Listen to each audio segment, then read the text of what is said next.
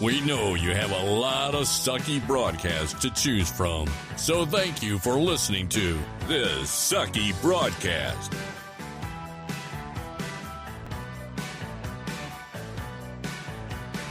And now, here's Bradley Laberman.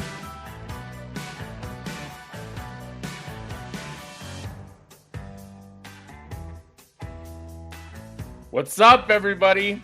Hi, how's it going? Happy Wednesday, as always.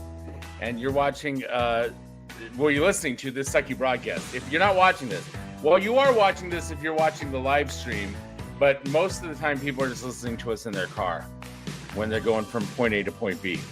Maybe picking up some fabulous HTO, which I actually had for the first time since moving here. But anyways, I'm Bradley Laberman. I am the host of this Sucky broadcast, and we're just going to get right into it. My guest today has done a lot of stuff, but I don't know all that stuff, so that's why he's on the show. But I know him because I started listening to this radio station when I moved to the Dallas-Fort Worth area in February, and literally 2 days after I moved here, I discovered this radio station called 97.1 The Freak. There was a picture of a billboard with some old man on it, and it was like, hey, I'm back. And I'm like, I don't know who the hell this guy is, but the name The Freak sounds awesome. And that's the type of radio station that I want to listen to. So I tuned in. I love it, and I listen all the time. They call it Coast to Coast because I listen from morning to night, from 7 a.m. to 7 p.m. And in the morning is Kevin is one of the people on the show. Kevin KT Turner is on the show, The Speakeasy, in the mornings, and here he is to be part of this show. Welcome, Kevin, to the show. Whoa! KT. Whoa! How are you doing? I'm very well, Bradley. How are you, sir? I'm good. I am fantastic. I'm so happy that you could come on and be on the show. I know that you are a fan of the show. No, I'm just kidding. But what I do know is that you did see the well, at least one of the episodes, because you mentioned the Nikki Huntsman episode to me that one time. So I know that you've watched at least one episode, even though maybe it was just because she was a porn star. But regardless, I'm glad that you tuned in and checked it out and learned all about that. You should have more porn stars on. What's ironic and what's weird is that I'm working on that, and I actually am. I do have a good plethora of female friends who are porn stars who could be on the show, but I'm just trying to space it out because I thought to myself, I could have like 5 or 6 of them come on all at once, but I want to space it out, put, radio personality here, celebrity here, porn star here, local artist here, back to porn star, maybe every third person's a porn star. Iguana. Anyways, so I'm so glad to have you on the show. I don't know a lot about you, but I know you have a history. I know you've been doing this at least 10 years. Yeah. So let's see. I'm 35 now. Yeah, I've been doing full-time radio in Dallas for 10 years. But that is, probably. I'm basing that off of your 10-year anniversary because you started with, because you did something about it was 10 years since you started with Ben and Skin, right? Yeah. Okay. Yeah. So May 13th, 2013 was my first day of full-time. Okay. That's a big deal, right? Full-time. Oh, yeah. But I did part-time stuff for 5 or 6 years before that. And then I really started doing radio when I was in a small town near my small town when I was like 13. So I've been doing radio pretty much my whole life. I knew I wanted to do it when I was 6 or 7 years old. So I've just kind of, I've been very lucky to have a dream, know what that was, chase it, and it all kind of happened. I think I was prepared for it. I heard Bryan Cranston say one time, good luck happens to those who are prepared for it. And I do think I was prepared for a lot of things that have happened. And I've learned from things that I wasn't prepared for. And here I am. Yeah. That's good. That's good. That's great. I started out on radio. I was doing radio there was some sort of project we were doing when I think I was in like 7th or 8th grade, and my friends wanted me. We got together and we did like dramatic readings of The Hitchhiker's Guide to the Galaxy. And I think we did like a radio play version of that or whatever. And after that, I was like, I like this, and we started doing this show called Take 25, which was some radio show that we did when I was in high school, and it was just like 25-minute show, and it just had like news segments and all this fun stuff. So you had a radio station in your high school? We had a radio station in our city, in our town, like small town Iowa. Small town Iowa had a radio station, and yeah, it was just this thing where it was small enough and it was locally owned that we could come in and we could do, like, they would reserve a spot for us on Saturday mornings and we would do a show. And then when I got to college, we had a college station, and I got involved in that and got kicked off of there a couple times for content. And then, then I got to learn somewhere. Yeah, you got to learn. I like to push the envelope on a lot of things. So I mean, I had I grew up with my small town was 3,000 people. Like my graduating class was 47 people. So like literally across the field from like where I grew up was my cousins. And I had 2 older cousins who I just hung out with all the time. And that led to, we were doing, fake radio shows from, me being 6 or 7 years old to not even know what was going on even. I was like picking up some of their tricks and things like that. And so they should get half the credit for me even, making it, into any market and doing any type of radio because I was doing shows with them all the time. I'm the same with my uncle because my uncle had a movie camera before video cameras. He had a movie camera, and I have footage somewhere of like me at like 5 or 6 learning how to like baking like this. I'm at grandma's house and it's Mother's Day or whatever like that, doing like radio reports. And it's great. So much wild stuff happens at grandma's house. Like yeah. We were doing like Saturday Night Live type stuff, like and just going in the back room, like kind of like making a run sheet. Like we know we have this bit here, this bit, and half the stuff we were doing, we were just knocking off crap we'd already seen on TV because we're 9, you're not like old enough to know what's going on. But then we started, as we get older, put it on camera and all that stuff, and God forbid those tapes ever get out. When I was living in Chicago, my nieces and nephews would come over all the time. And because I had done enough television and radio, I had equipment there, and they would be like, can we do fake news? And I helped them. Like I designed them out a logo on the computer, and I animated like news things for them and gave them a green screen and stuff like that. So I was like, man, if somebody would do this for me, I really would have been set as a kid, but I know that it's fun and it's fun for them to do all this stuff. But I was like, you guys have to like write out the stories and everything. I'm not going to do that for you, but you can do that stuff, and then we'll record it. So it's fun. I love it. I was always jealous of the people that, I ended up, whether I met them in college or even after, who would talk about the radio or TV station or TV like class they had in high school. No, we didn't have that at all. I mean, anything close to that. We had a high school speech, and they had like a radio category in high school speech. And I was able to practice with the local radio station on that, but that was about it. We didn't really have like a high school station, like I had mentioned. When I went to college, I went to UNT, which is the University of North Texas in Denton, and that is well known to be like a good school for media arts and things like that. I mean, Nora Jones went there, Dr. Phil went there, and Kevin Von Erich went there, and Roy Orbison went there. There's notable alumni. But one of the things, Kevin KT Turner. I don't know if I'll make the cut. A lot of radio, guys though did go there, and I knew that was like a place I could go. It was like far enough away from home to get out of the small town, but close enough to still kind of be close to my family, because I'm just very tight with my family. And but like going into that world and then meeting all of these people which I didn't know how to talk to people then because I grew up in a town with a graduating class of 40-something people. Didn't know how to talk to people. Right. But then eventually I found my way into radio, and it was like very, very strange. Like the way I didn't even know that you could just go volunteer at the station. Like I needed someone to tell me that. I did not know.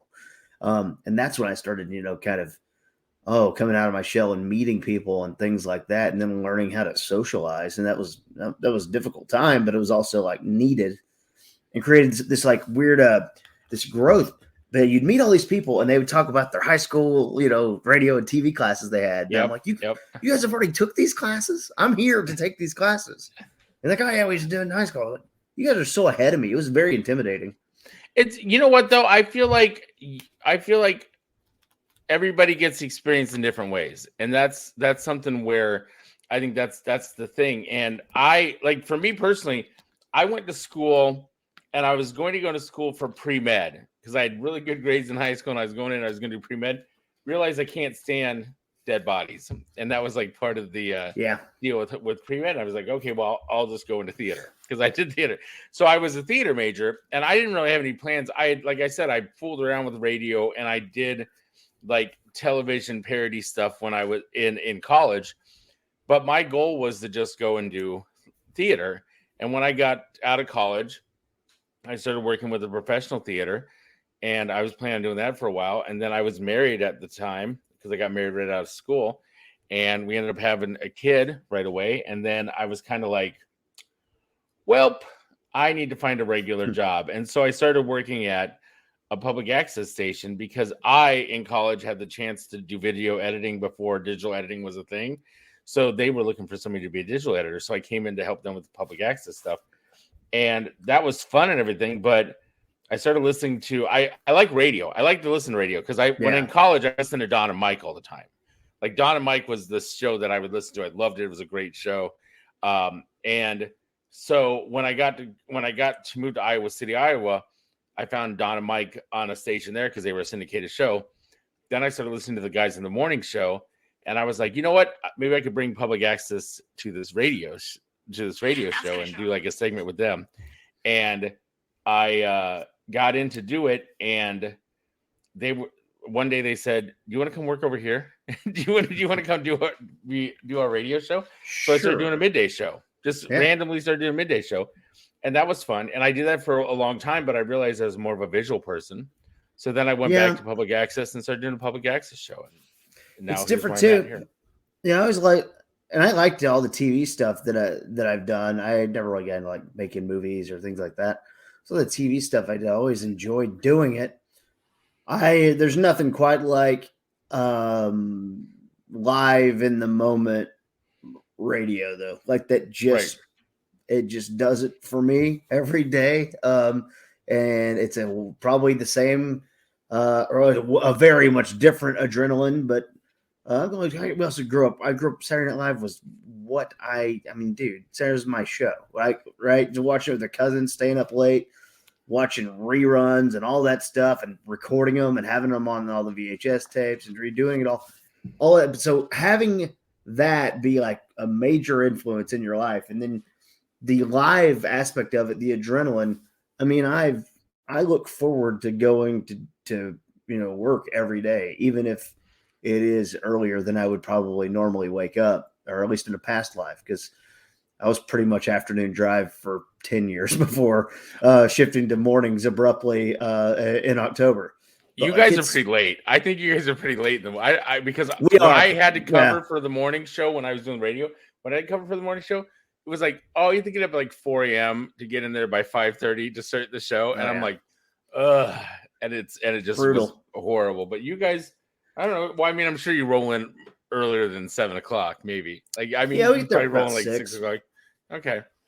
It was about 6. I mean, look, here's the thing about it too. Morning. I mean, like I know I'm very thankful that we don't do the 5:30 thing. I mean, the 5:30 thing is not fun, and I've been a pilot and worked that constantly, but filled it on those shifts and things like that. In the 5:30 a.m. morning show, I mean, if you guys want to do that, that's fine. Right. I'm good at 7. But I'm happy with that. I can handle 6. I jump out of bed fine. I don't sleep well, so I'm good. It's the what am I doing with my life at noon and 1 p.m. That's where I hit the haze. And when a lot of But I people, feel like that's a could good get stuff time. done, I'm like, I don't know where Yeah. I'm just like, But I feel like out that's of a it. good time for you to get stuff done. Because I think that you do the show from 7 to 11, and then you've got the day to do stuff, and you still, even if you go to bed at a reasonable time, I go to bed at a reasonable time. I'll go to bed at midnight and still wake up at 5:30, 6 o'clock, no problem. So I'll be up and at them or whatever. But Yeah. I mean, I'm a nighttime. Like I feel like I need to be the most urgent. So that like I'm almost like need to like be looking at for crap, like as late as possible. And then like 6 a.m. is when I get to the office every day, and it is like newsletter central. Like that's when all the stuff just starts hitting your inbox. Like bam, bam, bam, bam, bam. I'm like, right. here we go. Like I've got an hour to just filter through all this and get prepped up and all that stuff. And well, we get like our show with Jeff and Julie and Matt's very it works in a good way to where like we all have like our expectations are pretty like Julie, this is yours, Jeff, this is yours, Kevin, this is yours, then you kind of go, and that's very helpful to just know here's what I'm responsible for. Don't Right. make it suck, like that's that's the whole thing. And the other, there's like a trust that comes in there with like, hey, don't do things that are going to bore everyone. Yeah, but you know what I like about you guys, and because it's my philosophy on life too, is when I started doing more live streaming and I was out doing like Justin TV and Ustream and stuff like that, and Twitch and all that stuff. It was for me. It was I'm going to do what I like and what makes me laugh, and I want to find people who are attracted to that, and that's how I feel about you and your show, and the whole station in general. The whole station in general is just like we're going to talk about what we want. And even if we talk about something maybe somebody doesn't want to listen to, they're not going to leave. They'll listen and complain about that, but then they'll stick around and get back on track. But I mean, I like that you guys like you say what you want. I like that stuff, and that's for me, it's a big deal. So yeah, no, I think that's it's like when a lot of us on our station have a background in sports. I mean, yeah, but it's a weird town because. We had just a big heritage station that was created in 1994 that just like basically said, hey, we're here. And it lasted and was huge. And I was a diehard ticket P1. Grew up listening to it. I listened to it in high school, college, and then worked there. And then, I had to, quit there. And that was, not easy. Quitting a part-time job to take a full-time PM Drive radio show should have been an easy decision. It was tough because I loved that station so much. And then once I got away from it, I realized real quickly, like, hey, that's a really great station, but there's other stuff out there. Yeah. But they did such a good job of like, just, this is the only thing that exists and everything else sucks. Reiner's kind of one of the people who kind of created that mentality that their listeners have and things like that. So it was interesting coming and getting away from that. But man, I was so lucky to get to work there for a few years and learn. I mean, I started out doing overnight board ops and covering the Rangers World Series and the Mavs NBA Finals, like going to the games and holding the microphones up in the locker rooms. It was a crazy year of my life. I just got out of college. I don't even know if that was even old enough to fully take it all in and realize, because my job in the beginning there was 10 p.m. to 6 a.m. Overnight board op, which is basically hit the button a couple times. That's I know, but I'm saying you're lucky because you had sports. I was in Iowa, and the only thing I ever had to board op really was NASCAR. When NASCAR would come on, no, they'd be like, "Can you work NASCAR the weekend?" I'd be like, yes, because it's extra money and I'll do it. But it was just like, because we didn't have the automated thing where when it dings, it goes and plays the spots for you. So I had to manually go, just hit the button and just start the commercials and just and then there'd be rain delay and all sorts of stuff. And I'd be like, well, this sucks, but I'm getting paid for it. So whatever. So it's just funny. Like those tricky assignments that you get for that stuff. It's like, oh yeah, sure. I'll absolutely do it. And then you start going, oh my God, it's a 4-hour NASCAR race, isn't it? No, it's 5 hours now. Oh, another wreck. Oh my God. Yeah. It's going. And then one time I partied all night because I was like, oh, NASCAR is easy. I can do it with my eyes closed. Partied all night, got over to the radio station, fell asleep on the couch. My boss comes in because I missed like 3 commercial breaks or whatever. And I'm like, I'm sick. I don't feel good. And then that was my excuse. He didn't believe me, but he's like, go home if you're sick. And I'm like, okay, I will. And then I left.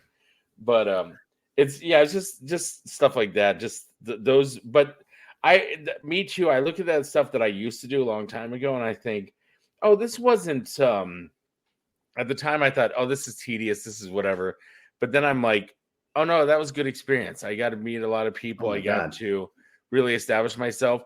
I did, like I said, I moved on and started doing public access, and I ended up getting fired from the radio station because my public access show was doing so good, and people were calling into the radio show to talk about my public access show.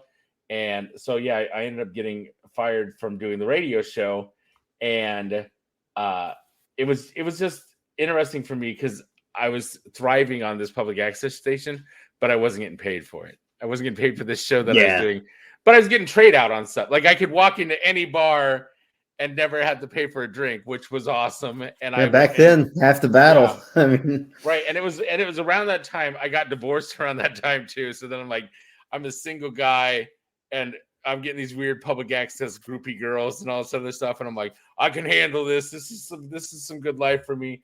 But it also just kind of streamlined because the public access show, one day I was like watching, somebody was like, hey, this company lets you stream a webcam to a group of people. You just send out the link and anybody in your family can watch your webcam. And it's like a group webcam thing. And I said, oh, I wonder if we could do that on the TV. Like if we could do that with the studio. So I figured out how to run the entire studio into this little FireWire that plugged into my laptop, and it recognized the studio as a webcam. And then I like broadcast like 2004, I think this was 2005. I like streaming this like show out through this web chat program, and people are watching it, and it's starting to pick up. And then Tom Green started doing it. And like, so Tom Green and I are like these 2 guys that are like streaming out public access. And I mean, and him and I are buddies now. I like to say that. So and I'm going to have a contest with you in a little bit, but, and then it just turned into a thing where this guy called Justin was like, hey, I'm doing this streaming thing. And Justine is somebody who's recommended you. Would you like to do a show on Justin TV? And I was like, yeah, let's do that. And that was my start. And Justin TV became Twitch. That's what Twitch is now, is what Justin TV was. Yeah. Way back, I was a beta tester. And once in a while, some TikTok, I'll be at a VidCon or something like that, and some TikTok person will be like, what's up, Boomer? And somebody else will be like, that Boomer's the reason you're on TikTok Live now, because he was one of the original pioneers of live streaming. I'm like, thank you. But I kind of irrelevant. But there is a game I want to play with you. All right. I love games. And I know you love games, and this is a game like I said, I love listening to the station, and I like listening to Ben and Skin. And you worked with Ben and Skin for a long time, and one day on one of the shows, Skin made a joke that I name dropped too much, that I know too many people, and that I name drop, and I every once in a while I hear you name drop. Not as bad as I do, I think. I try to do it in a very funny way. Yes. Yeah, and I try, but it turns into more like I think I'm bragging. I want to. No. I want to have a name dropping contest with you right now. You're the guy who put the freak on TMZ, man. I mean, well, that wasn't. I'm gonna do that again too soon. My plan is to say, I'm gonna sell my boat. Oh yeah. I want to say that one, and then I was gonna like go. They tried to get me on this morning, but I had to go in for the Diamond in the Rough contest. Oh yes, sorry, didn't work out. I ended up going. I ended up Okay, let me tell you that real quick. Because I want all my audience to know this. And what's up? This person, Glitz, just said, look at this. What's up, fellas? What's up, Glitza? Glitzfa? What's going on, Glitzfa? What's going on? So I got up there, and you probably listened to the whole thing, right? The Diamond in the Rough game. Did you listen to any of that? Yes.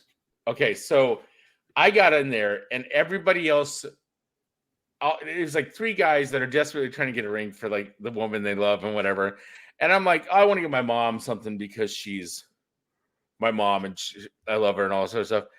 But once I got done with my explanation and everybody else did theirs, I made a conscious effort. And this is going to sound like BS, but it's really true. I decided that if Christina pulled my name, I was going to be like, no, put it back in. I don't want to win. Like I had decided that because I was like, one of these guys needs to win more than I do, but one of them did win, so it all worked out. And then I went and got my mom. I went right over and got my mom a ring, and they're custom making it now for me. So that's awesome. And her 70th birthday is on Monday, and her 35th wedding anniversary is on Monday. And I kind of just hit a good point for that. So.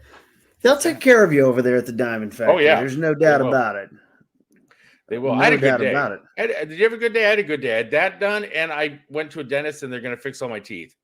I had a really good day today. Dude, how about going to the dentist? I went to the dentist 3 weeks ago for the first time in 7 or 8 years. Yeah. And I got to go back in 2 weeks because we get some things we got to work on. But I learned so much. And I went because of a segment on our station that Danny Bayless did on the Downbeat. Yep. Yeah, you know what? You're right. I should go to the dentist. And went. I went because my teeth are bad. I was concerned because Danny's wisdom teeth were loose. Yeah. And I still have my wisdom teeth. And so I went in going, okay, what about this? And I'm missing teeth, and I wanted to get like bridges or implants or any of that other stuff in. And they said, your wisdom teeth are great, and you can actually use them to anchor bridges in. So you can fix the teeth that are missing by using these wisdom teeth that most people don't have the wisdom teeth, and you do, and they're great. So it's good to know that. Thanks, stuff. Danny. Mine are going to go. I knew I had one, that was kind of coming every like once a year. It just gives me hell for like a week, so whatever. Mm-hmm. So I had one, and then they show you the X-rays, and they're like, "Here's this." And the dentist is like, "You know what? I'd probably just go ahead and get them all." He goes, "Do it all at once. Right? Take a day off or 2. You're just going to want to go ahead and get them taken care of. They're going to have to go sooner or later." Yep. I would do them all at once, and I was. I don't know. They were telling me mine are good forever. Yeah, you're good then. You're safe. Yeah. Some people, I thought I could make it, but turns out no. So those are coming out. I have to schedule it. I guess next time I go to the dentist. I learned it was so many good things. Now I'm flossing every night. Yes. I'm feeling better about myself. Do you have a sonic toothbrush?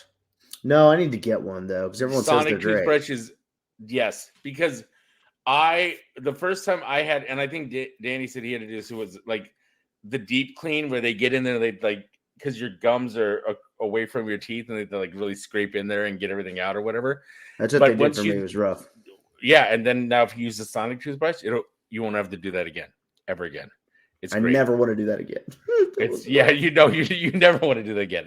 I agree. No, that's it. I am so happy, and she's like, because it was a 2-part situation where I got a message on Instagram and they said, come in for free examination. We'll give you a free examination evaluation. And I'm like, cool. I get in.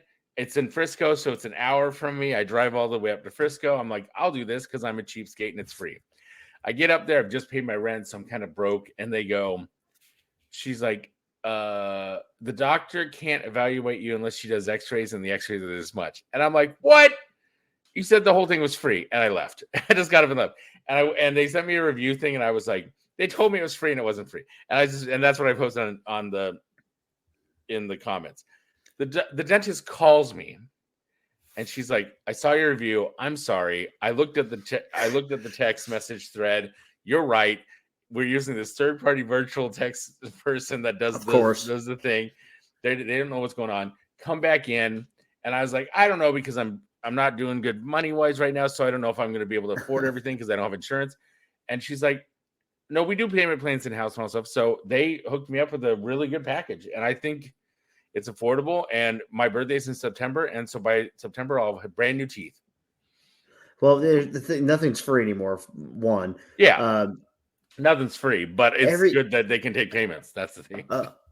When you have a word that's not like house or birthday, and then you throw party after it, like two-party authentication. You ever done that? Yeah, it's two-factor authentication a lot of times. Third-party stuff.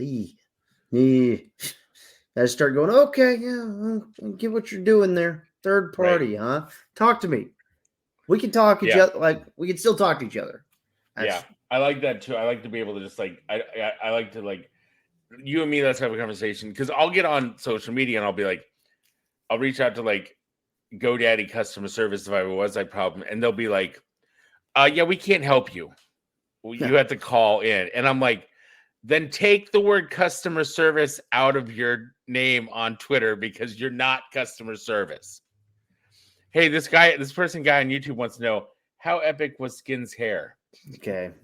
I mean, he knows that's Skin's got great hair. He's got great hair. Deserve to be talked about every day? No. I like a little variety. I think that's an old callback to our old show on the Eagle. Okay. Where Skin grew a mullet out, and it kind of became a thing where I was just like getting annoyed with how often, because Ben would get, God, your hair's amazing. And I'm like, are we going to talk about his hair every day? And then Skin's like, oh my God. And he starts talking about his own hair. And I'm like, oh my God, kill me. Now they do the bit with Danny and Soroy, and how Danny looks good every day, and Soroy gets mad because they never talk about how he looks. But so name dropping. Let's go. Give me somebody in your Rolodex that if you wanted to reach out to this person, you could go. Oh, I could get them. Yeah. Like most famous person that I could get. You can start with, they would know. You can start with the lower famous person, but also if you start with somebody too low and I don't know that person, I'm not going to be impressed. Yeah. That's the hard part, right? Who's the most famous guy I know that I could for sure get? Yeah. I have two that jump out at me off the top of my head, and maybe I don't even think for sure, because there's people that I thought I'm really good buddies with that will never do my show.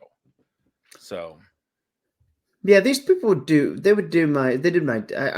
TV show a few years ago on the CW, and I got some of these guys to. Was it Dawson's Creek? It was not Dawson's Creek. It was it was sadly though we were preempted by Dawson's Creek reruns a few times.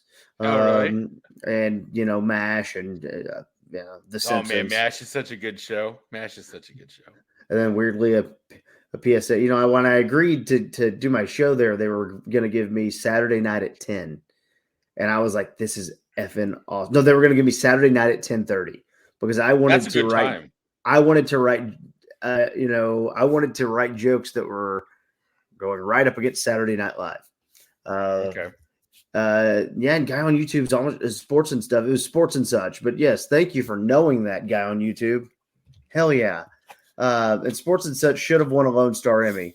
But we didn't. And that's really, honestly, kind of what I'm really in it for, the Lone Star Emmy.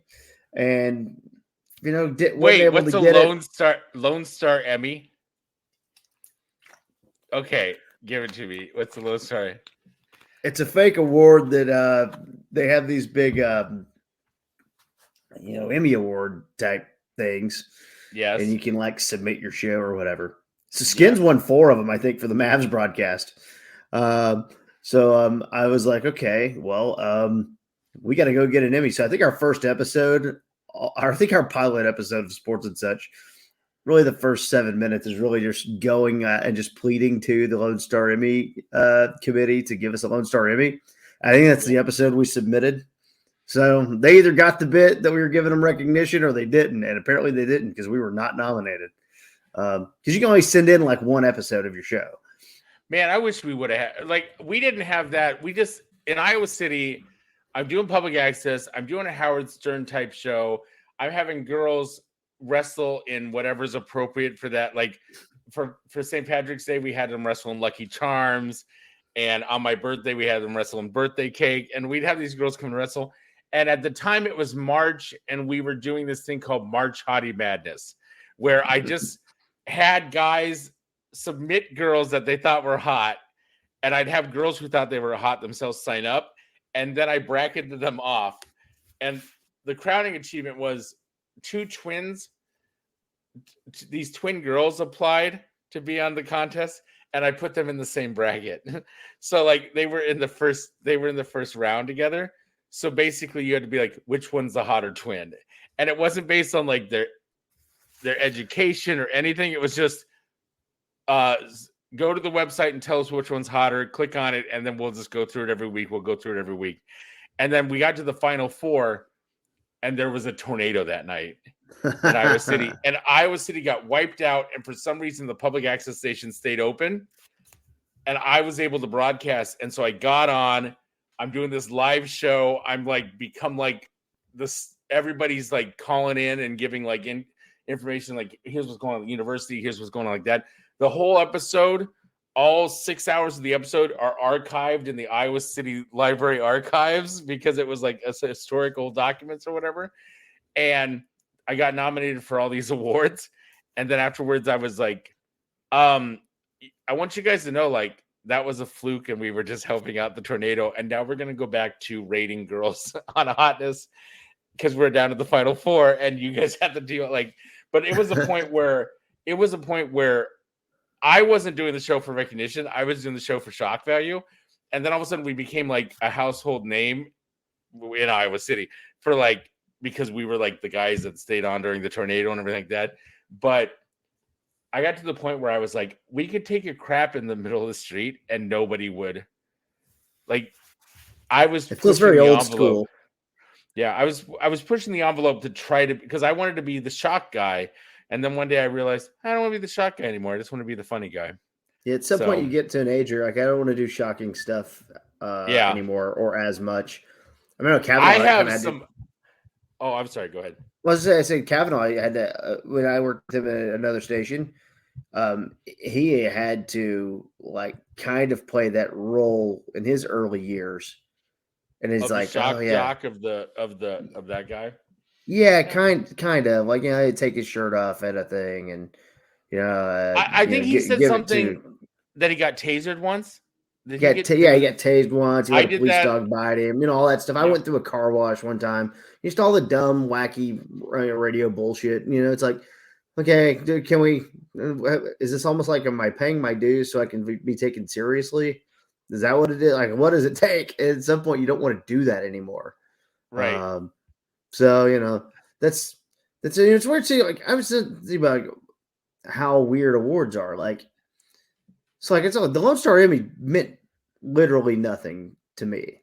But I was like, this will be a funny. I mean, it was like, this will be a funny bit. But they literally only let us submit one episode of our show. So like, so you have this like committee of people who you'll never see, and I'm like, they're watching a show that there's no context about, except the show's called Sports and Such. And the first minute of Sports and Such is making a joke about the committee they're on. How would you not vote for that already? And they didn't. So they didn't get the show. But like, you know, like in radio, everyone's like, on stations like to talk about like Marconis and things like that or whatever. And I'm like, Marconis are when your program director sends in a segment and then writes an essay about your show. Okay. Like, all you did is like kind of suck up. Like that. Let's be honest. Aren't they all just streamies and all that other stuff? You have to pay to submit. So it's essentially like you're paying to win, in my opinion. And I feel like I mean, in Iowa, I know they had radio Emmys. They had Iowa Emmys for like the radio, for TV and radio, for professional stuff, not for the stuff I was doing, but for the professional stuff. And it just felt like everything was pay to play. And that's what I don't like about that stuff. I got Yeah, it is. Shorty Award in one of the first years that Shorty Awards came out, and now Shorty Awards is just a pay for play type thing. Yeah, And I'm just like, whatever. it's I weird liked it better. It because was fun. I guess I said I'm over here knocking the Marconis when I don't have one, but I know I wouldn't care that if we're like. But if you nominated got for one, though, you'd be like, I got one. I mean, it's pretty cool. I'm assuming my program director wrote a really good note. Like I mean, I think that's what it's so strange, but it's also like, that's kind of how it goes. Dean Blandino would probably be maybe Michael Young would answer, former Texas Rangers third baseman and shortstop and second baseman. I know you're from out of town, so I don't want to Listen, I'm a Rangers fan now. You guys. One thing I said to Julie, I think the other day was, I lived in New York City. I lived in Los Angeles. I lived in Chicago. They all have major sports teams, and I didn't give a crap about any of them, except for the Giants won the Super Bowl, and I saw a guy fall out of a third-story window at the parade, and that was awesome. But badass. When I got to, and he got up and he was fine. He was drunk. He's like, "Oh, I'm okay," and I was just like, "I don't know how you're okay, dude. You should be dead." But when I got here and I heard you guys talking, I know you're not really a sports station. You're just like, but you're talking a lot of sports. You guys made me interested in the teams. Like your passion for the teams made me interested in the teams, and now I'm all in. To the point where when I moved here, I was in Arlington. And I decided to find a place in Arlington so I could be close to like sports stadiums. So yeah, it's weird. We put all our sports stadiums in Arlington. It doesn't make a ton of sense.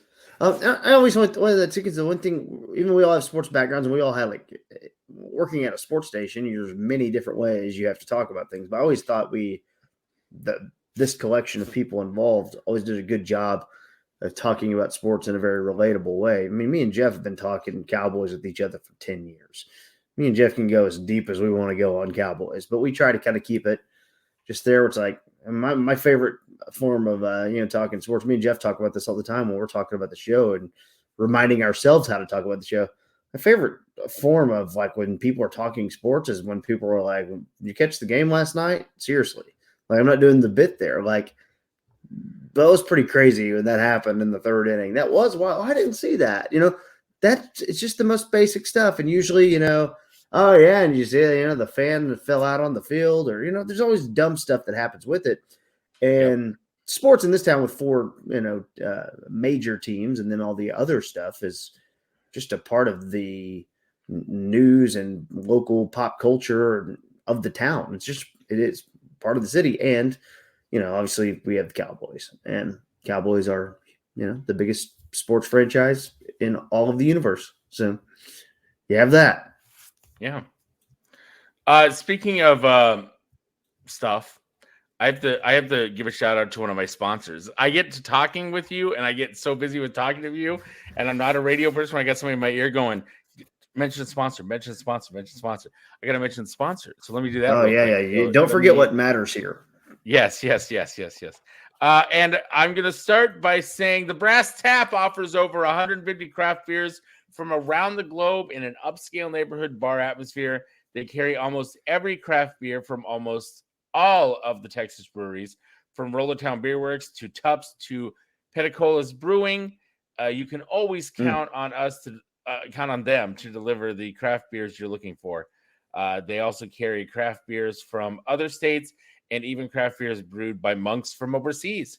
They host weekly events with pint nights, music bingo every Wednesday at 7 p.m., Family Feud and TV trivia every Thursday at 7 p.m., and a new local live artist every Saturday night. They also have one of the longest running happy hours in all of the DFW area with select $5 drafts, discounted shots, $6 wines, $7 special drinks of the week, along with food specials under $10.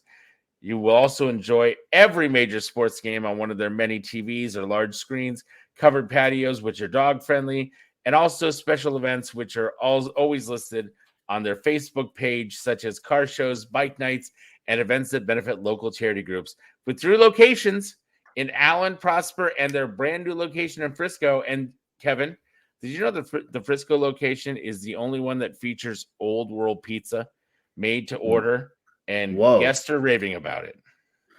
Incredible. And don't forget, any guest who mentions this Sucky broadcast, this show right here that you're watching, this Sucky broadcast can choose one free appetizer of their choice. Just mention this podcast and pick up one that you want, and it's on the house. Visit the Brass Tap in any of their 3 North DFW locations. Okay, so that only goes for the ones in the North DFW locations. Yes. But if you go to any of those 3 locations, and you go to one, mention us, then you go to the next one, mention us. Because I don't know what the rules are on like statute limitations on, however, but. Hell yeah, man. I've been going to the Brass Tap for nearly 10 years. There's one 10 minutes away from me where I live in Richardson. So I frequent the Brass Tap very much because I like good beer. And I like when places have all the beers I like. I do like Roller Town. I've been drinking that since they opened, of course, as I'm kind of Roller Town family. But I like to go up to Tubbs and McKinney, and they got the juice pack over at the Brass Tap. It's one of my favorite beers. They got the Pedicolis. If you want to get have a beer that's gonna just kind of punch you in the face, the Velvet Hammer. You got the Velvet Hammer. I saw the Velvet Hammer somewhere, and I almost had it. Not a summer beer for me. The Big German so good. Is one that I love. The Big German, the Roller Town Big German, is.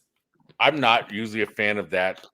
What type of beer? The Kolsch? I'm not usually a fan of that type of beer, but I like that. So I love it. Anyways, love it. Brass Tap. Anybody Brass Tap. Anybody else that I don't want to play the name drop game anymore because I realized that give me somebody meaty. Because I feel I don't want to play anymore. I mean, I think I could get Mark Cuban. Okay. That's what I was waiting to hear. That's what I want. I want you like to Twitter fight him, so I thought that'd be a good I mean, my true here's my guys that I could absolutely get. Tim DeLauder, the frontman of the Polyphonic Spree, and the former frontman. Well, I guess frontman of the Tripping Daisy as well. If you remember Tripping Daisy, Bradley. No, but you don't. Okay, you don't know Tripping Daisy, huh? You don't know the song "I Got a Girl." Sing it. That got pretty big, man. Sing it. I don't want to sing. Sing it. I got a girl. She lives with me. I don't know. I'm not worried about it. Okay. Let me look at my stuff behind me.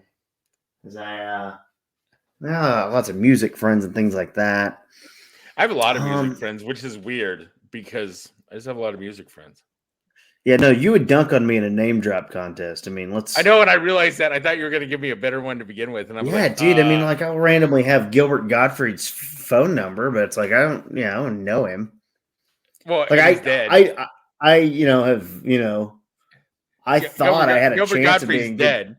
Gilbert Gottfried's dead. Now, but I still had his number. Okay, yeah. Oh, you saw his number? We called his wife one time. Or we called him and his wife picked up. It's kind of fun. Yeah, it sucks, man. It's all. I mean, all the connections I made from the sports world for all those years. All the connections I made was from karaoke in LA.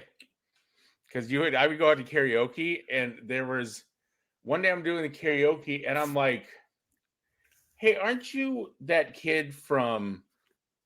Aren't you that kid from Jack?" And I'm like, "Aren't you that kid from The Sandlot or something like that?" Like, I don't know. The kid with the glasses. I think he was in Smalls? in Jack. I think it was Smalls. I don't know if that was him, but there's a kid in Jack that was like, the Robin Williams movie where he's like an adult. Yeah, it's so sad. God. Yeah. But there was a kid in there, and it's one of the kids that they hang out with, and I think he was also in. I feel that was the same time he was in. Is this kind of a little kid, like a smaller kid? Yeah.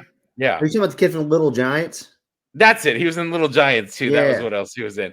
And I'm at karaoke, and I'm like, God, that guy looks familiar. Why do I know that kid? And I was like, were you in the movie Jack? And he was like, that's a weird reference that you could pull, that you pulled me from Jack and not like any of the other movies that I've ever been in. I was like, sorry, I watched Jack a lot. So, but that was but he wasn't a friend. I'm not going to name him and name drop him, but.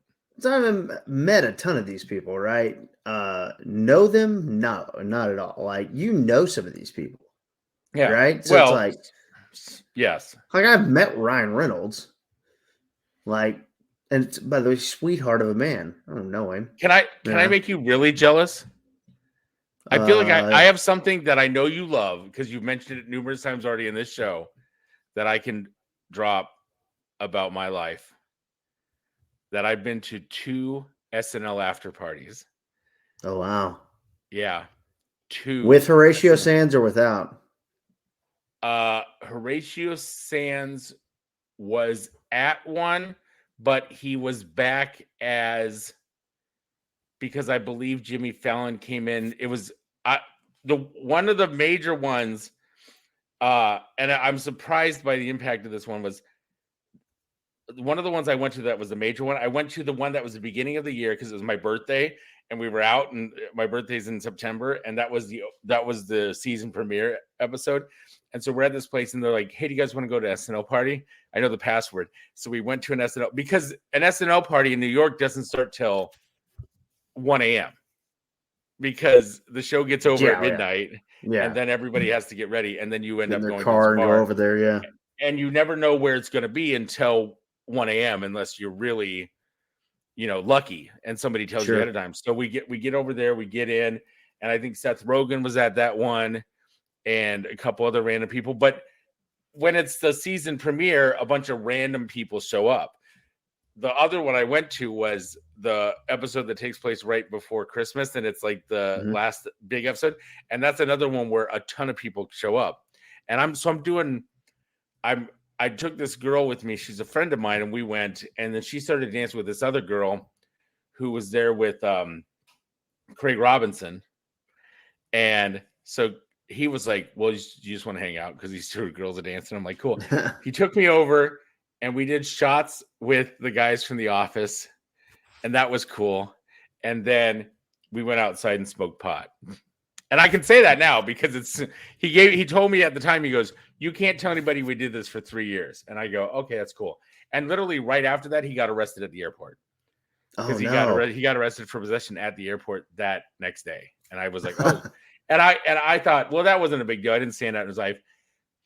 And recently, before I moved here, I went on a road trip out to LA, and I was at the comedy club, and he randomly showed up and started playing piano at the end of the night for this comedy thing that he was at. And he's playing piano. And after the show, I made friendly with the guy that was the host of the show. And I said, I want to talk to Craig because whatever. And he came down the steps, stoned out of his mind. And I said, hey, Craig, I met you and he was like 2011 at the SNL party. And I was like, that's great. Cause I know nothing like I looked then. And it was just a very, very awesome experience. That's amazing. And he's supposed to be in town here like next week or so. So that's what. Oh, really? I didn't know that. Yeah. That's what I've always offered you guys is if you guys want a guest on, let me, I can message people.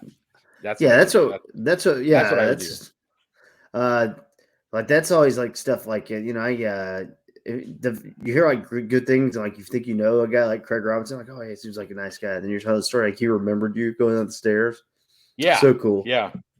Well, and that was the thing, because when I started doing public, like in my early days of live streaming, Twitter came out and I did this thing called show us your tweets, where I would, in the early days of Twitter, celebrities were doing their own Twitter.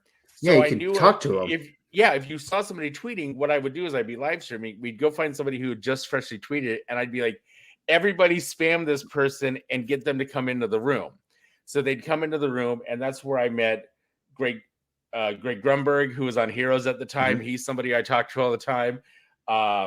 I got to hang out with Collective Soul because of that experience. But MC Hammer came into the room, and MC Hammer and I just shot the shit. And like I said, call in. Here's my number. I private message him my number. He calls in, and we did like a radio thing. It wasn't like a live stream thing. was me on the webcam and him on the phone. But when I started doing Periscope, I would be like, oh yeah, I used to do live streaming and I know his people. And MC Hammer started being on Periscope, and they're like, oh, you don't know MC, you don't know. Well, it's gonna come back. I've got my sources have told me it's coming back. Really? Yes.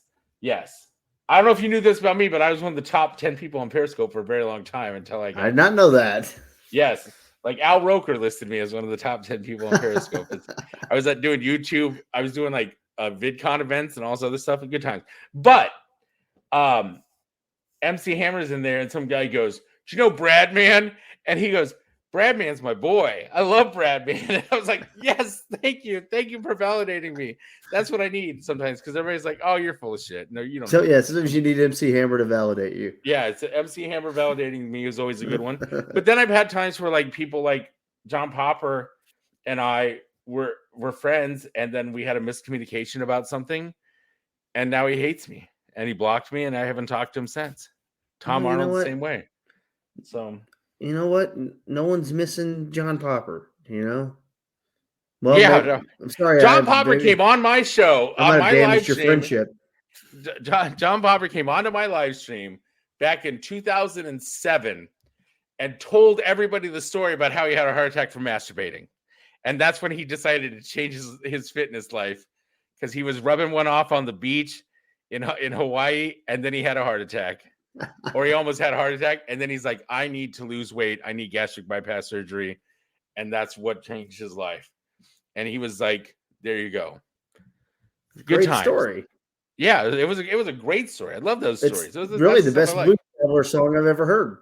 It's I think it's called I don't know, rubbing one out with my heart or something like that. rubbing one out with my heart. I don't know. Anyways, sorry. You know what? I'm behind. I got to say one more sponsor real quick. And then I want to get back in conversation with you. Quilting Cat Crafts is a DFW-based fabric warehouse and online store specializing in boundless quilting fabric. Boundless is one of the most affordable quilting fabrics there is. They carry new 100% cotton fabric, most of the price at $5 a yard. And let me tell you about one of the owners, Liz. She suffered from depression and anxiety her entire life, even with medications and great doctors and therapists. It's a disease that has a stigma that needs to be brought to light. In 2019, after a series of life events and failing medications, she was stuck in a very low, depressed place. And she's decided to learn how to sew and quilt so she could give herself something to focus on instead of the negative thoughts that were going through her mind. And when you start a new craft, you usually have just enough material to you need to make it for one project. Quilting and sewing are the same thing, and each time you want to start a new project or take a class, you have to like go to the trip to the fabric store, get extra fabric, build up your supplies. And when most people who have been quilting their entire life have a stash of these fabrics, and it's harder for people who are just starting out and on a budget to do this. And that's where she discovered Boundless at its low price, and it's affordable and can help anyone fit in and sew with the big girls without having to run to the store each little blanket they want to make. And quilting kept Liz out of the hospital and alive during that time, and Boundless fabric is what allowed her to do so. So she wanted to make it available and affordable for other people. Call it Quilting Pay It Forward. People have already started to find Quilting Cat crafts online, allowed them to build a stash of fabric that they couldn't otherwise afford. And smiles all around. So you can order by going to quiltingcat.com, or if you're local to DFW and you want to pick up an order to save on shipping, you can do that too. You can order online and pick it up at the location. And once every quarter, or 1 weekend each quarter, they do an open house where you can just show up and shop around right there at the location. If you want to learn more, you can also find them online at facebook.com/quiltingcatcrafts. And they also have a Facebook group called Quilting Cat and Catnip, where people show off their projects and ask questions about all things involving sewing, quilting, and whatever. And what are you waiting for? Order now. Quiltingcat.com. And if you use the coupon code podcast, 10% off non-sale fabric. So that means your fabric is $4.50 a yard. Check it out. My brother and sister-in-law do quilts all the time. And my brother actually told me that he made a quilt the last quilt they made from my mother. They used the Boundless fabric, and I showed him the link, and he was very excited that because he thought they weren't selling Boundless fabric anymore. But she has a lot of it. And she's a freak listener. Shout out to Liz. Shout out to Liz. Yes. So, I know you love game shows, right? What would be the game show that? Oh, sorry. Go ahead. Let me just say that, like I told you about my cousins earlier. What we would try to do too, like we like spend the night at each other's houses because it's across the field. So like every weekend, almost like spend the night at each other's house. We would try to stay up all night and watching Game Show Network. And at that time in the 90s, like Game Show Network was not what it is now, where it's like Family Feud and a few new ones. It was all of it. It was Card Sharks, and it was Press Your Luck, and You Might Catch a Price is Right, and something like that, and Password, and Pyramid, and all that stuff. So like you get to like kind of get a vast array of all these different like game shows. And if there was one that you didn't like, guess what? You can just turn it back to whatever. We'll go watch something else, and then okay, at 1:30, it's gonna be a Pyramid. That's gonna be great. So like we just like try to stay up all night for 24 hours and watch every game show, the Game Show Network. So I've loved that. I mean, that's the other thing that I always kind of wanted to be. Was that or Saturday Night Live? Those are the two like big things I wanted to do. So did you ever do you want to be on a game show or do you want to host a game show? I think as a kid I was like, I want to be a game show host, right? Probably I love like playing board games, all that stuff, like everyone. Love playing board games. Oh my god. Used to. I don't really just love doing that. And that's where I kind of But now it's like I like when I get to participate in game shows on the air, but I've been doing, game shows. In fact, I one of my big, I would say breaks in radio came. There was a show. They're together on the same station, but they're not on the same show anymore. But it was a show called Bad Radio with Bob Sturm and Dan McDowell. They were doing a bit back in 2012 when I was a part-time guy there. They would do Game Show Friday on their show. And I think I'd started to do a few things for them, kind of just working your way up on the part-time totem pole. And I came in and dropped a game show on them called the Sports Sphinx. And the Sports Sphinx had such a good reaction. They actually sent the audio over to Ben and Skin because Ben and Skin used to work at that station too. Okay. And I remember they told me, hey, we're not trying to get rid of you, but we sent some audio over to Ben and Skin. They might be looking for a producer or something. That was like 2012, right? So it was like that game show audio got me, into full-time radio probably. That's great. That's great. And then just started making them and never stopped making them. And now I don't make them as much. I want to keep them special. If you start doing like a lot, I think I can. I'll get tired of it too. So I want to like keep them special, keep it fun, keep it crazy, and all that stuff. And it's weird because you want to keep it fun and you want to keep it easy for the listener to understand driving in your car. Like I need to know what's going on and I need to be able to visualize it. But I love all that stuff, man. Yeah. I think I mean I'm gonna tell you. I think you have some of the best game show ideas. And I love that stuff. But my question now is going to be is if you could be on any game show that's in syndication right now, because a lot of the ones you mentioned that were in the past are back in syndication now with new hosts. Like I think like Snoop Dogg does Joker's Wild and stuff like that. Like there's a lot of shows that and Card Sharks just came back because I got an email about that the other day and some other stuff. Are they bringing it back with Joel McHale again? I don't. It came back a few years ago with him on it, and then I guess I don't know if COVID shut it down or I don't know. I think that might have been the case. I think he brought it back again. I think it's with Joel. Card Sharks is my favorite game show of all time. Okay, Card Sharks is number one. I will say this: you can have a difference. What I think is the best game show of all time in its prime is the heyday run of Who Wants to Be a Millionaire. Oh, that Regis? Was the early Regis years before they started. Yes. Changing the formatting of things, but the basic thing, the fastest finger challenge, the 3 lifelines. Yeah. That was a spectacular game show. Right. I think that was like at that time, just that when it's not the whole run because that show fell off because they changed some things. Even while Regis was there, they started kind of making some adjustments that they didn't need to do. Yeah.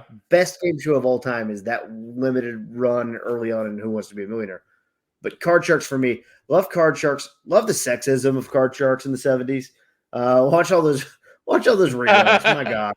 Dude, it's my God. amazing. No, so many. No, I watch a lot of old TV. I watch a lot of old game shows. I will sit there and watch hours upon hours of Don Rickles on Johnny Carson, like stuff like that, or Jonathan Winters on Johnny Carson, or like these different old comedians on Johnny Carson. Love that stuff. I was so mad when I saw that they sold the Johnny Carson set because I would have pulled a Kramer and bought it and just set it up in my living room. Yeah. And just had the Johnny Carson set. But I just saw they auctioned that off. It didn't go for that much either, so that was weird.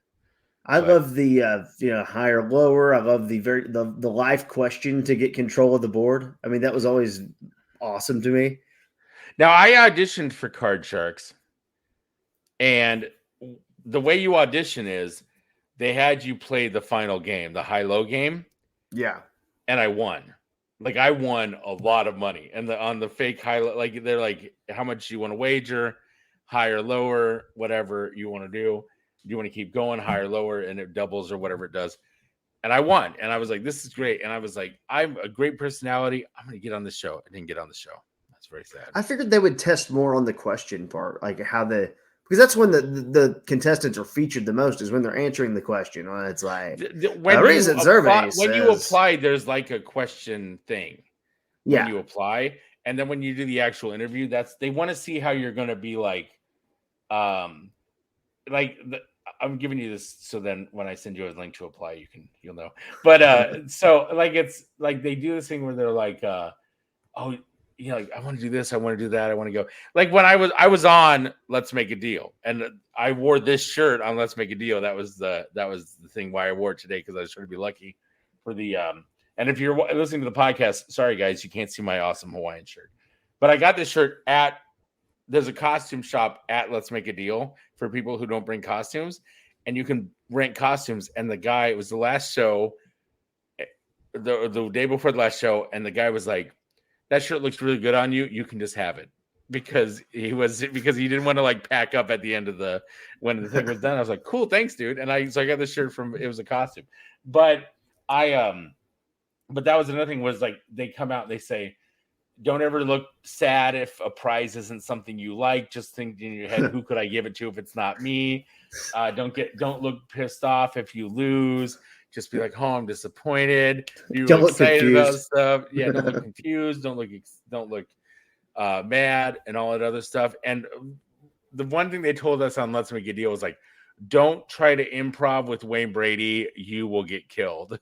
I was like, no, I won't. I made him laugh though. I thought I did a pretty good job, but I knew to pull back enough and not try to improv with him all the time. So yeah, I mean, dude, he's really good at that. I don't know if he ever got enough credit because of the monsters he was paired up with Ryan and Colin, but man, Wayne Brady was really good too.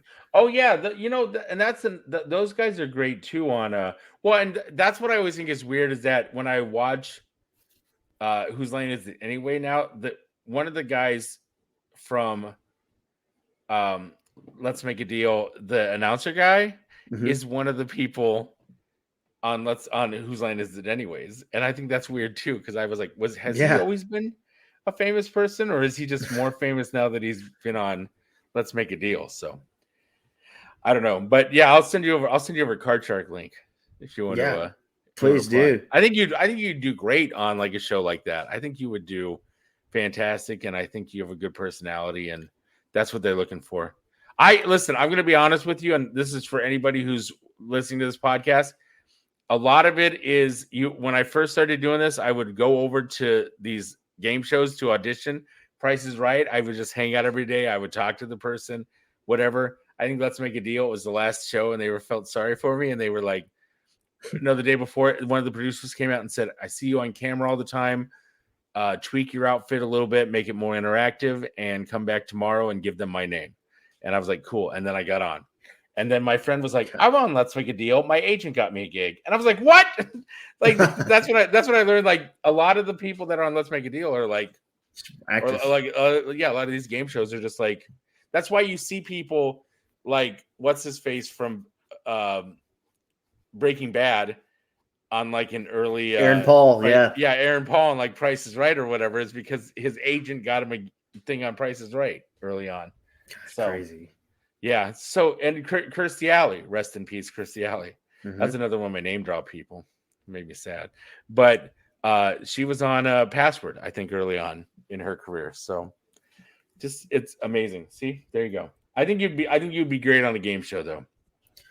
I would hope so, but you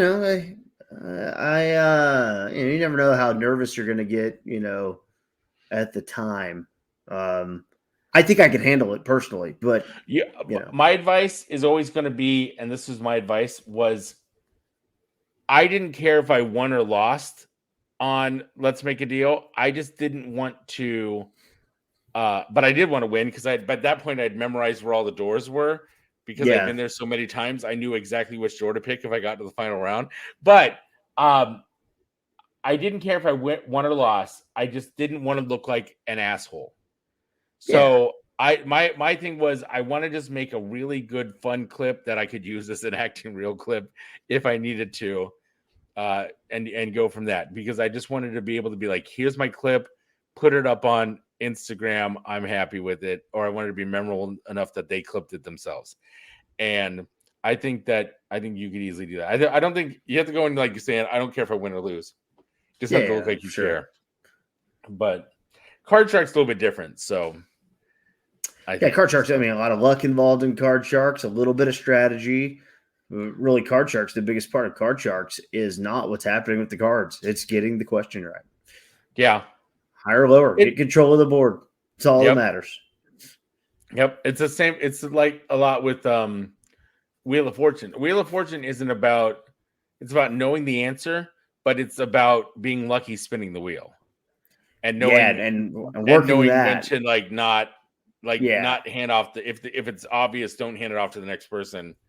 Like just guess it and take the lower amount. It's like possession is kind of what you need. You need possession of the wheel. Because that, if I did anything, Wheel of Fortune would be my next. Wheel of Fortune would be fun.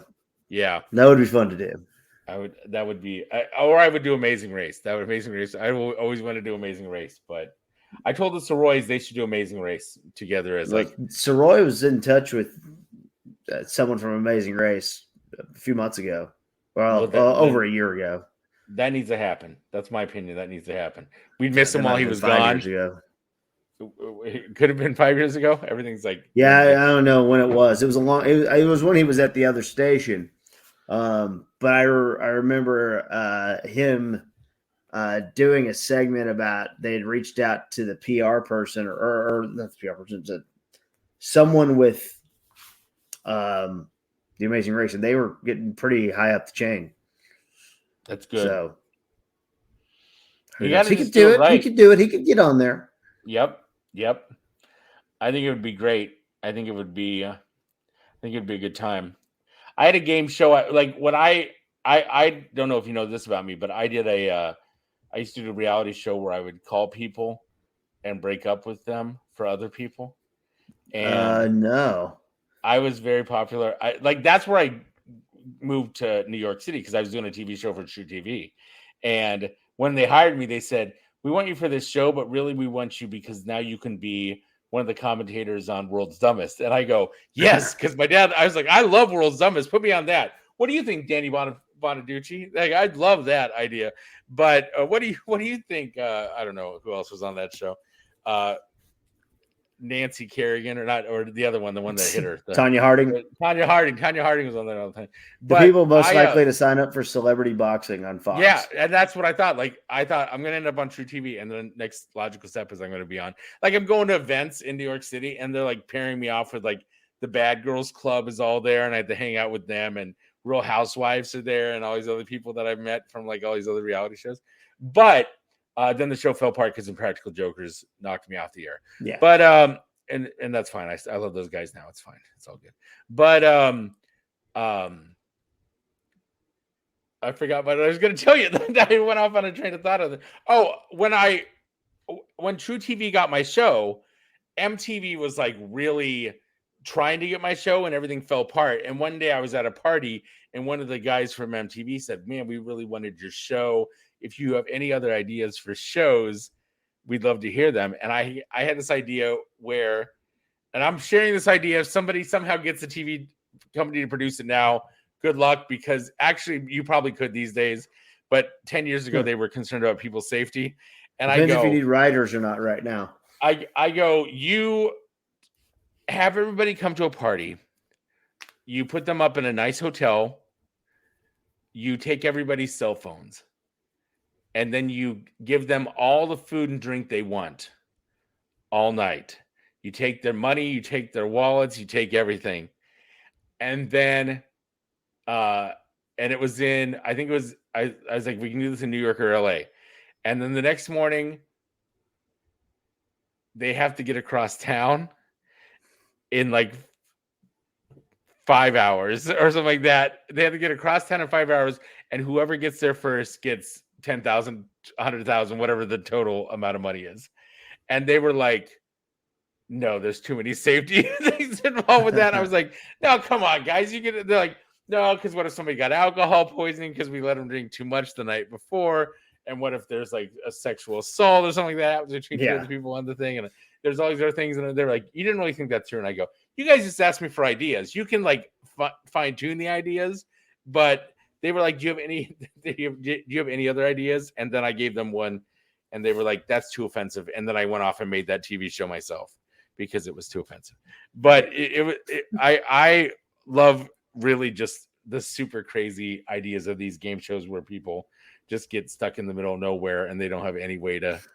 And that was, I think they've changed, like early Amazing Race. I remember at one point they were like, you have to get onto this plane, you have to get onto this train, but you don't have any money, and you have to convince somebody there to give you the money to get onto the train, and they were in another country.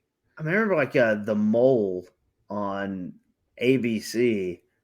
The first like year, that was like a lot of like a little, not as spread out, like was like spread out across the globe or anything, but it was like in a city, and they would put them all over the place, and then you had to find out who is the mole, and that's when I discovered who Anderson Cooper was.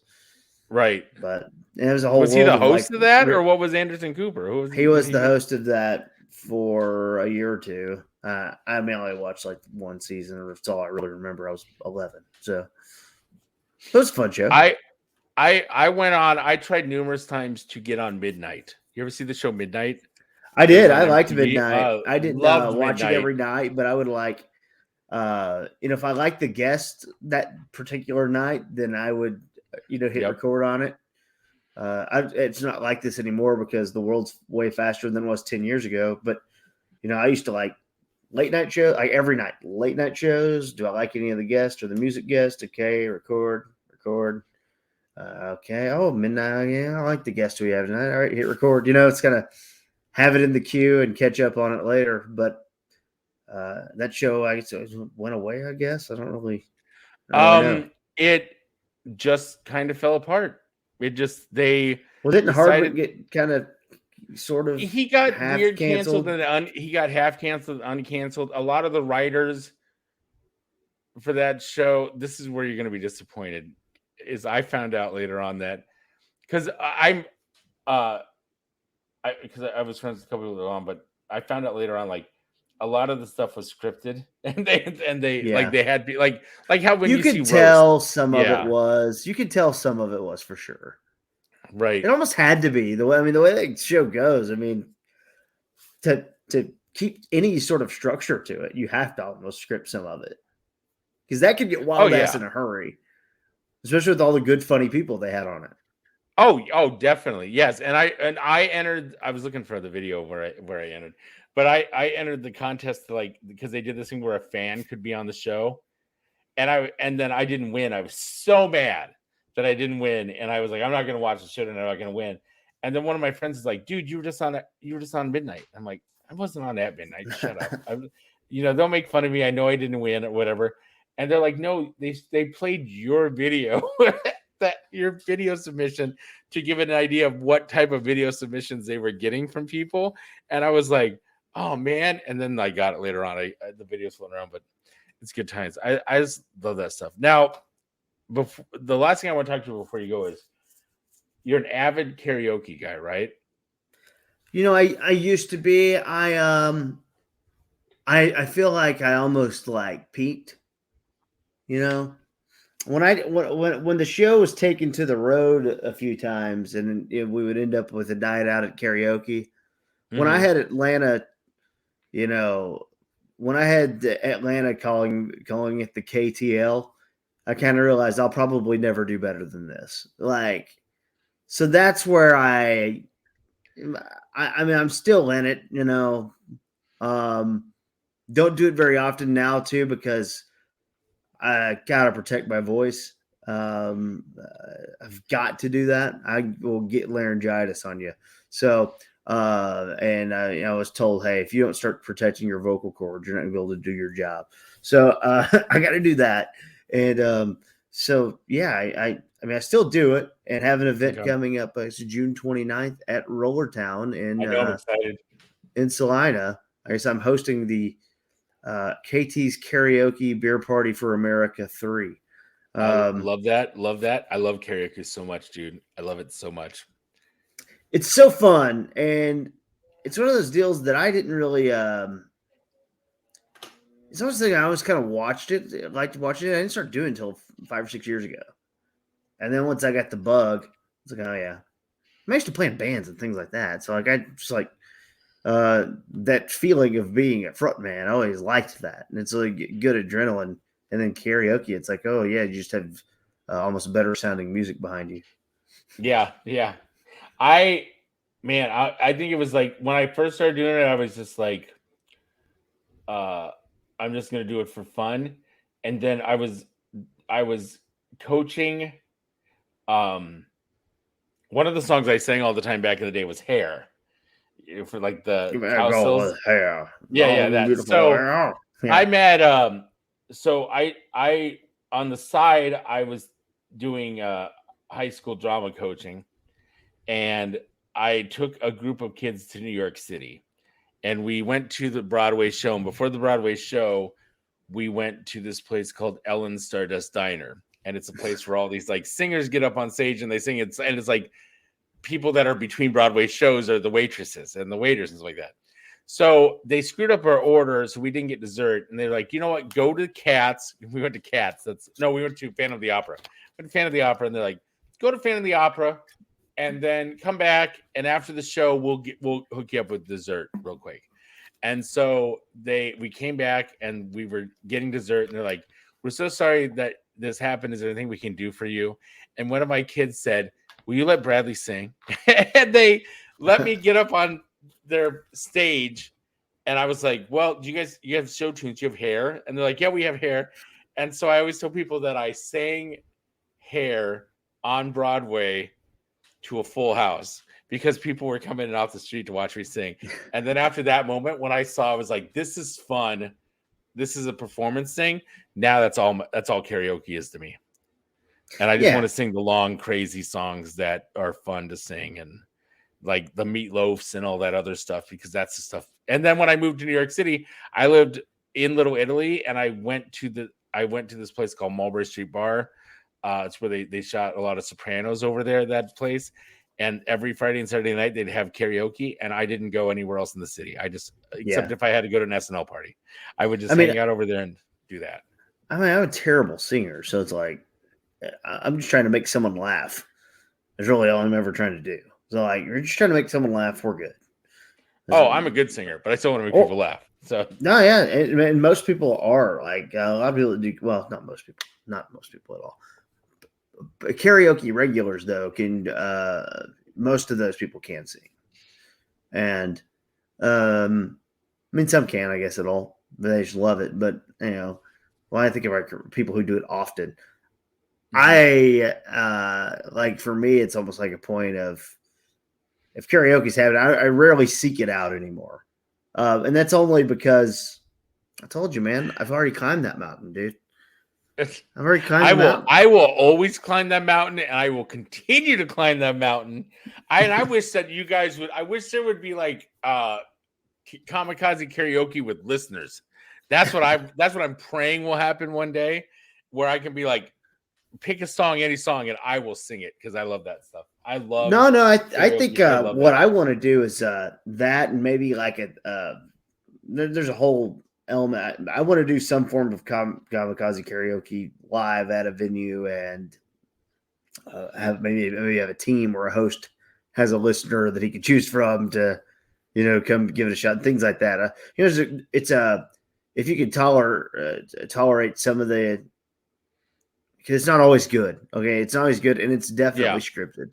But that's my jam on NBC is a really creative, fun music game show. It's Jimmy Fallon hosted, and it's not perfect, but there's a lot of good ideas on there that I'm like, hey, that could be used for something that we could do with that.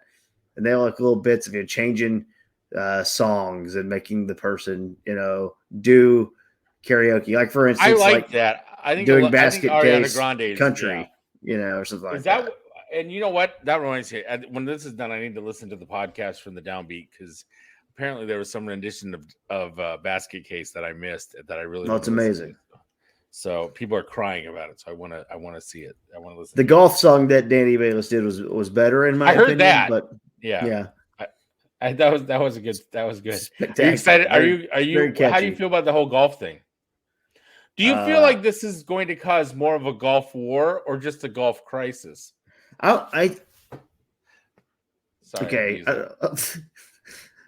It's a coward. To me, it's a cowardly way to end what was a golf battle. Okay. Showdown. Yeah. It's just strange. It's strange. It's like it's not. You know what it reminds me of? It's like, hey, we're having a civil war and we're fighting and we're the North and the South. But you know what? Now it's all done and we're just the United States again. Like we split off, we fight, and then we came back together. It's like nothing was wrong. It's just amazing that it's just like one guy who's the commissioner, who's like not an actual player, can go meet with people, and then like 4 or 5 people can be in the mix, make this decision without telling anyone. And that's the way it is. Like at my core, I kind of have a problem with that, but that is probably the way the world works more often than we know. I want to tell you this, that you also have encouraged me to golf more. I haven't golfed in a long time, and I live by some Arlington course over here, the Rangers, or something like that, whatever it is. I've never played there yet. I'd like to sometime. Well, let me figure it out because apparently I get discounts from my apartment, so I don't know. There you go. Hell yeah, man! Well, it's golf stuff. Golf is easy if you've golf is not easy at all, but golf is easier if you've played like if you grew up playing.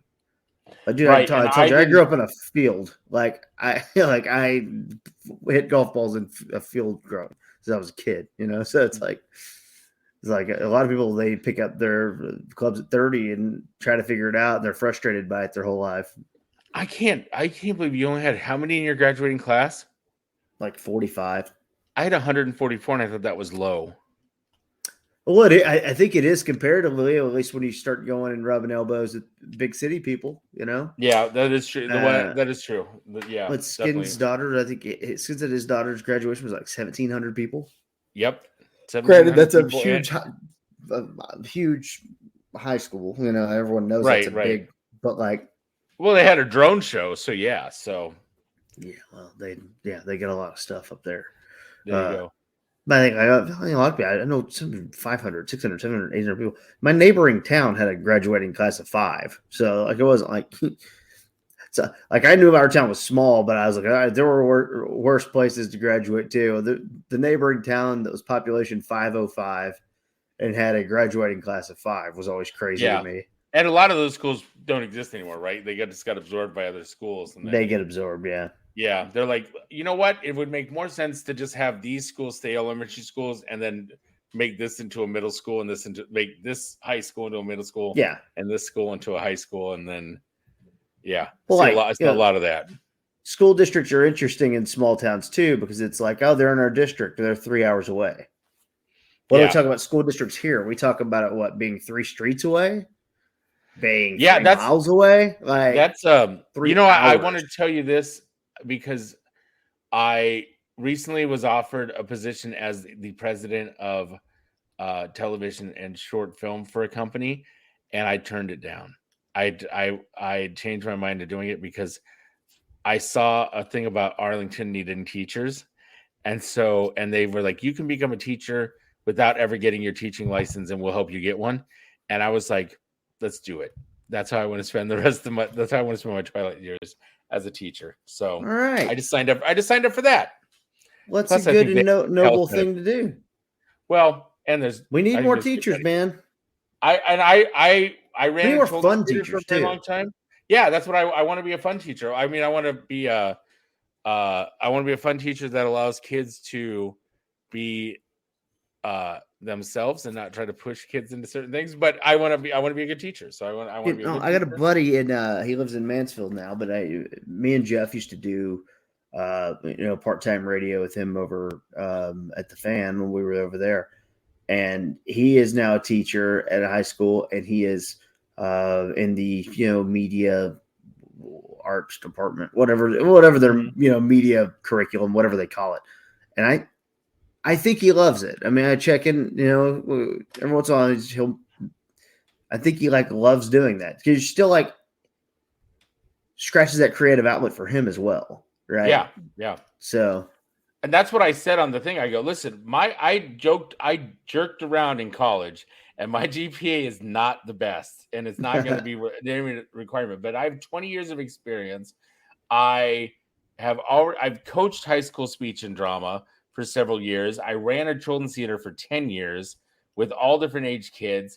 And if you can find me any sort of position that's in speech and drama, and it's in a situation where there's going to be state speech contests, I'm taking all those kids to state, no problem, because I'm going to produce some really talented kids, and I'm going to inspire somebody, and it's going to be Mr. Bradley's opus.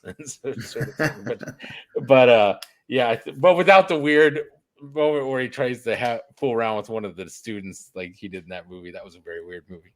I remember the movie, but I don't know that I remember the plot like that. So, it's just too young. I remember it. I just remember when his baby was born, he would play music in the headphones, and then the baby was born and the baby was deaf. And I was like, well, there you go, jackass. You were the reason you played the music in the headphones and put the headphones on the tummy, and that's what made the baby deaf. That's what I was in high school and I saw this movie, but I think I was in high school. Maybe I was a little older, but I don't know. Anyways, my final thing before you go, I'm just interested. You have such great chemistry with everybody who's on your show, and I want you to plug your show, of course, and all that other good stuff. But two of the people, did you ever really work with them before? I mean, I know you worked with Jeff a lot, but Cather's the newest person, right? In the whole grand scheme of things. But you guys all just get along and I know you haven't been doing it that long, really, and it just feels like you guys are just very have good energy and on a good groove together. So yeah, so Matt, thank you. No, Matt is Matt Cather. He already worked at iHeart, so he was there, and when Christina, when it was Ben Skin, me, and Christina would go on vacation, we would have Matt come in and run the board. He was kind of part-time guy, and he was doing Mavs and things like that. He'd come in and run the board, and it was like, well, he's capable, so let's just see if he wants to be a part of the Freak. And asked him, and he was good for it. And Matt holds it down in the mornings for us. And then Julie, I'd known Julie for 10 years, but we were not close by any means, just because we were running in the same circles. But tons of mutual friends, right? So knew Julie. I think when I didn't know, what I knew, leading up to what the Freak was going to be, I think there was an idea that maybe there could be something. Nothing was really certain until we got close to launch date. To be honest, that's where it I knew there was potential that me and Jeff could be getting a show. I knew there was a chance that we would just be adding Jeff to the Ben and Skin show. Yeah. There was, a lot of things going on, a lot of stuff I wasn't really aware of. I was just kind of doing the job, right? And me and Jeff, I just me and Jeff can do a show. Like, that's fine. And then, once we realized that Julie was going to be a part of it, me and Jeff and Julie went and met and just hit it off and had, dude, everyone, remember some of our bosses, I heard the chemistry between y'all. And I'm like, well, look, me and Jeff have done a show together or have done shows together and have quite frankly been drinking buddies for 10 years. Like, there's never going to be any type of chemistry problem there. And guess what? Julie's awesome. So, is anyone going to work with Julie and go, oh, the chemistry's off with Julie? No. Julie's going to have great chemistry with anyone she works with. So, it was just, that's what I like about it when you guys pretty switch natural things up and everything like that. It just feels so natural, and everybody just feels like everybody honestly cares about each other, and people can mix and match and switch places. And Danny can come in and replace Julie, and Julie can go in and replace Danny for a thing, and nobody bats an eye or nobody freaks out about it, and everybody gets along great. Yeah. That's why I love you guys. We've all been friends for a long time and working at different stations. And I think some stations and some stations fans and listeners treat that as you can't be friends with each other, or it's like, well, that is just not the reality at all. It's like saying, Brad Pitt's in this movie and Denzel Washington's in this movie, and they're both coming out on June 13th. Oh, well, they can't. You think these guys don't talk in real life? Yeah, I mean, I don't know. I don't know if those two do specifically, but there's my example. Right. I don't think you're saying that. So to promote it, 7 to 11 a.m. Monday through Friday. It is on the iHeartRadio app, on 97.1 The Freak if you're in DFW on the FM dial, or you can go to 971thefreak.com. And I want you to come hang out with us. We just try to have fun every day. It's good times. I do. Well, you do. You have good times. Sometimes your jokes do hit like 7-year-old joke. Today you were trying something and Julie was right, because you're like, oh, my kids are listening, and they're your demographic or whatever. Because I know what you were talking about, the horny beaver or something like that. Yeah. Whatever you. No, it's interesting because I'm usually doing a lot of things that, what I'm usually doing is usually taking some type of concept in my head at the moment. Yeah. As I'm usually trying to do something that's either really, really bad or really, really smart, and just kind of move those around. And so Jeff and Julie don't know what's coming. But Julie had a great response to a bad joke I did today, and she goes, "Did you see that tomato just hit the window?" And I'm like, "No, we're on the 3rd floor. We had someone threw a tomato from down there all the way up to the glass." And my amazing joke. That's awesome. That's why I also love that whole interaction too, where people can, like, with the lawn chair Fridays and all the other stuff that happens. I like that interaction. I ain't never seen anything like that before, because we're doing a wedding I'm performing a wedding. I know. And then somebody said something, and I said, I want to be clear, like, this wedding is a lot like Lawn Chair Fridays, where it's taking place and we don't want to interfere with anything that's going on with the show. But if Ben and Skim want to interact with us, they're more than welcome to, but we're not going to try to take away from what's going on. We welcome the chaos. We just can't say that we're in, it's just like, well, that's what's crazy about it. But the Lawn Chair Friday stuff is some of the most fun I've ever had in radio. Oh, it's just nuts. And it's just to see it grow. And then, we've had a big Friday, summer series where the shows are kind of out and things like that. And that's good for you guys. Typical. Good. Yeah. Hey, we need the business, baby. We need the business. Yep. Take that Heineken money. That's some good money. Yes, sir. Yes, sir. But 7 to 11 a.m. everyone. And 7 to 11 a.m. And you have a show on Saturday once in a while when you decide to show up. One of the comments, that's a tough one, man, because I was going to make it last week and I got hit with the one of the comments on the thing was, KT shocks the radio world when he shows up for his Saturday show. No, I respect the crap out of that. That's funny to me. The thing that is there is like, okay.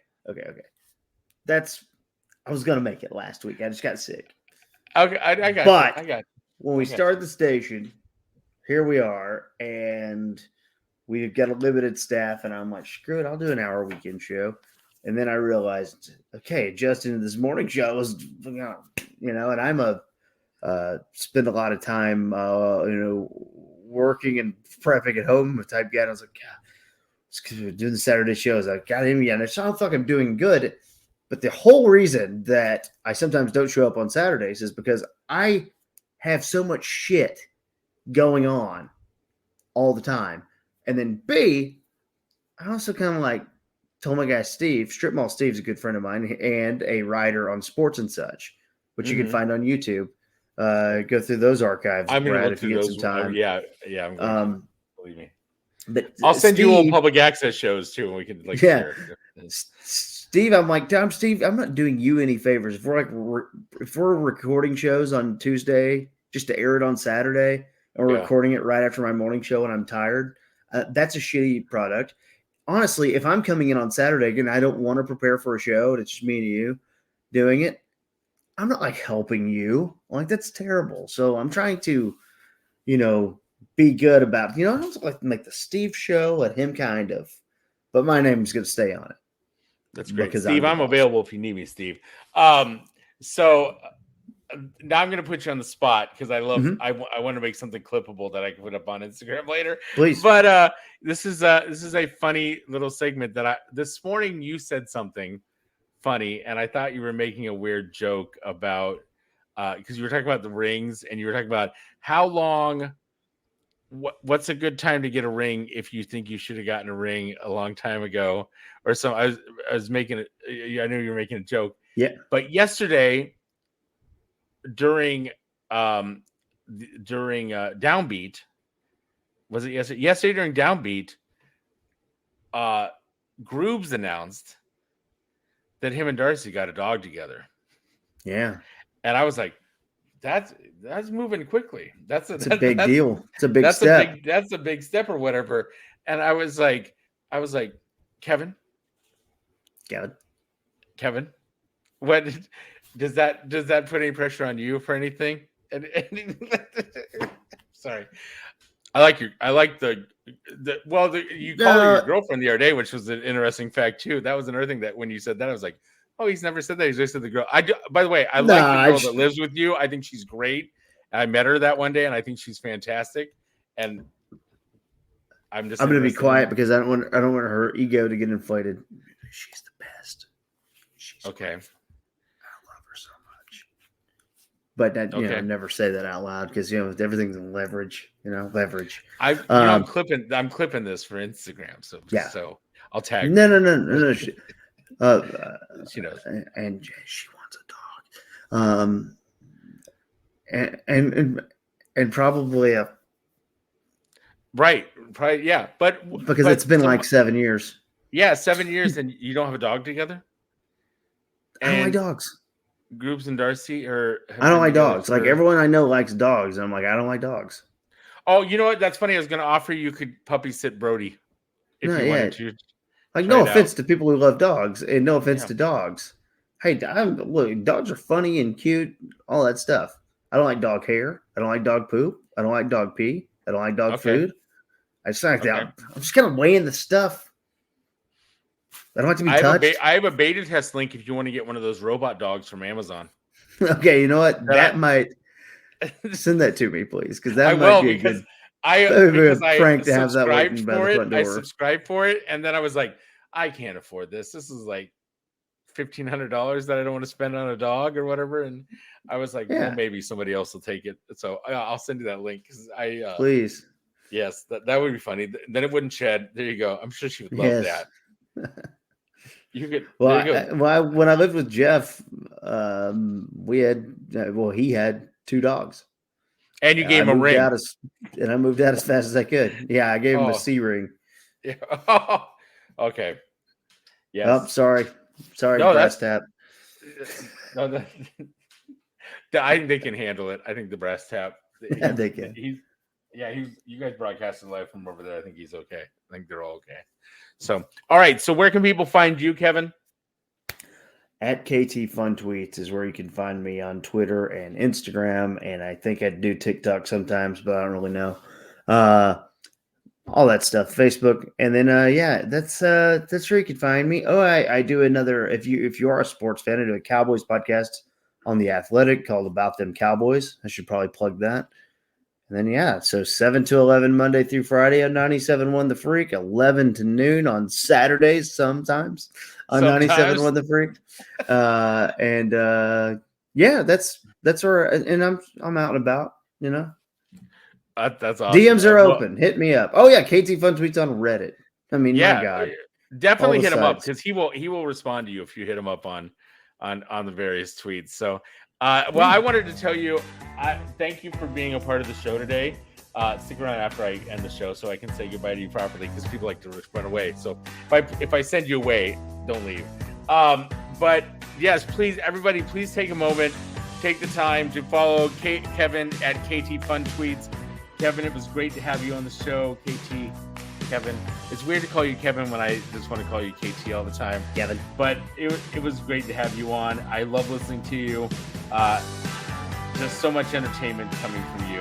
And so many great sound bites that I've heard that came from you as well. So thank you for what you've done to spread the word of the Freak and your talkback contributions and all the other stuff. Thank you.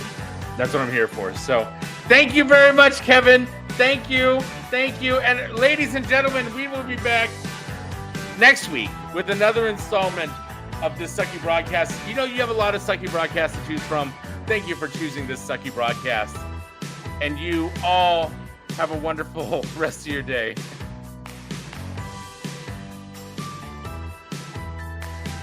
And I'm trying to play it out to the music like this.